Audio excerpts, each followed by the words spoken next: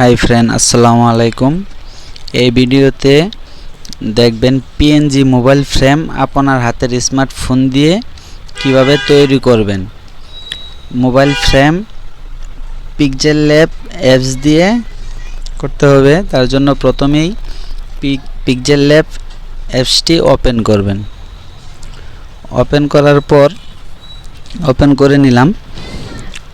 করার পর new text এই লেখাটারে ডিলিট করবেন।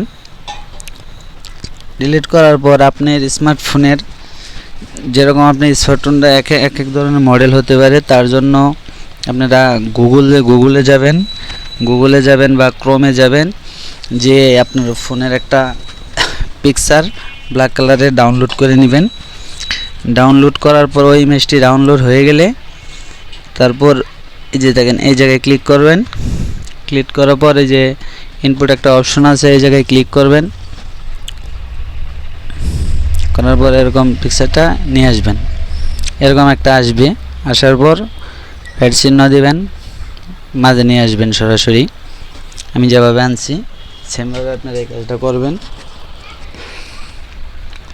করার পর এটারে কালার চেঞ্জ করতে হবে, এই জন্য এটারে এভাবে টান দিবেন। টান দেওয়ার পরে এই যে দেখতেছেন ইরেজার কালার, এটার উপর একটা ক্লিক করে দিবেন। এরপরে এটারে এনেবল করে দিবেন। এনেবল করছি, দেখুন পিছনের কালারটা সরাসরি চলে গেছে। আপনার এইভাবে যদি না হয় তাহলে আপনারা নিজেরাই অ্যাডজাস্ট করে নিতে পারবেন। ওই যে এই জায়গায় আছে, এই দেখুন এই যে নিচের সেটিংগুলো আপনারা অ্যাডজাস্ট করে নেবেন। আমি যেভাবে করতেছি সেমভাবে আপনার যতদূর লাগে, এই যে আরও অপশন আছে, আপনার যতদূর লাগে এইভাবে করে নেবেন। এদিকে দিলে এরকম হয়ে যায়, ঠিক এইভাবে করবেন।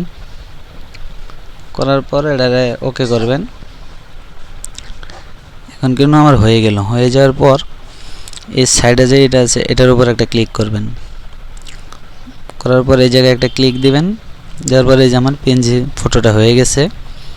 এখন এটা আমার সেভ করতে হবে। এই যে শেয়ারের যে অপশনটা আছে এটার উপর একটা ক্লিক করবেন। যে ফরম্যাটে চাইছে হলে পিএনজি, আমি তো পিএনজি মোডে করবো, তার জন্য সেভ অ্যাজ গ্যালারি একটা অ্যাড চলে আসে, সমস্যা নাই। আমার ছবিটা অলরেডি সেভ হয়ে গেছে। আমি আপনাদের দেখাই, ছবিটা আমার গ্যালারিতে যায় দেখাই। এই যে আমার পিএনজি ছবিটা হয়ে গেছে।